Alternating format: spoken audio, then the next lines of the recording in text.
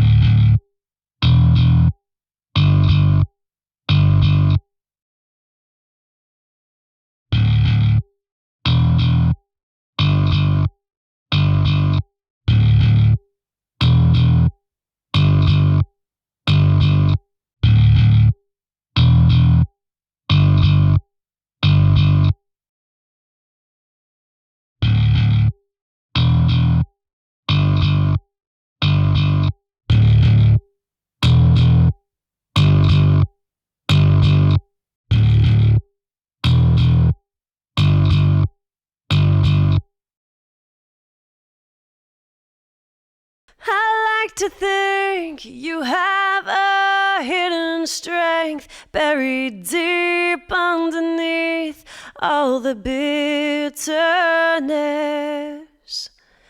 Even if I haven't seen it yet, you could be someone I can count on. I like to think you have a hidden strength buried deep underneath all the bitterness. Even if I haven't seen it yet, you could be someone I can count on.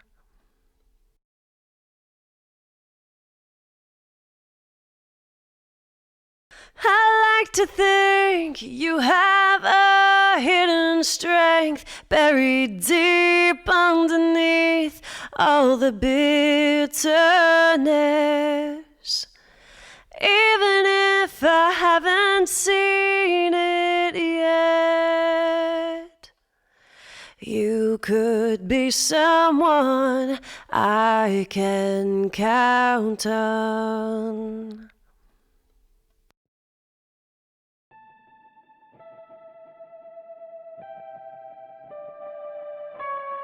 So that was pretty interesting. There's a lot of similarities between the units, but also some differences, which I'm going to go into a future video. I'm going to do a deep dive into both of the units and kind of look at the internals and see what is causing these differences and sort of just how it works. The HRK in particular has something that I've never really seen in anything else before, and that's the active transformer circuitry. I actually spoke to Bart in a Skype interview with him, and he was telling me a little bit about how it really creates this upfront transformer sound, which is really, really cool. It sounds great. That's the thing that I feel like the HRK really excels at, and it's the transformer or the fabric section versus the silk in the Neve. I found that to be a little bit too subtle, or I didn't really enjoy the blue silk at all. I found it really, really dark and sort of didn't really do much. Whereas the red silk sounded pretty good, only when it's really turned up, whereas with the HRK you can hear the transformer effect all the way from the lower setting up to the top. There's quite a range, and in both the red and the blue it sounds really useful, and I really enjoyed it. There's a few other interesting differences which I've noticed in the HRK versus the Neve when I'm comparing it to my real tape machine over here, and that's that the real tape machine tends to have the low end bump which you want from tape, and also the high end roll off, but it keeps the mid-range relatively consistent, at least in my experience. And one of the things that's interesting about the comparison between these two, as you probably may have heard, is the Neve tends to add this very low mid kind of bump. It's sort of 200 to maybe 400 hertz or so, and it creates this sort of cloud in the lower mid-range, which I didn't really like on a lot of acoustic sources like drums, acoustic guitar, and different sort of instruments where you're always, I guess, carving those frequencies out when it comes to mixing. I noticed with the HRK that I didn't really have that problem. The mid-range was linear, and the low end was had that really nice tape sort of low end, and also the top end you could really get it to crunch, or you can get it to sort of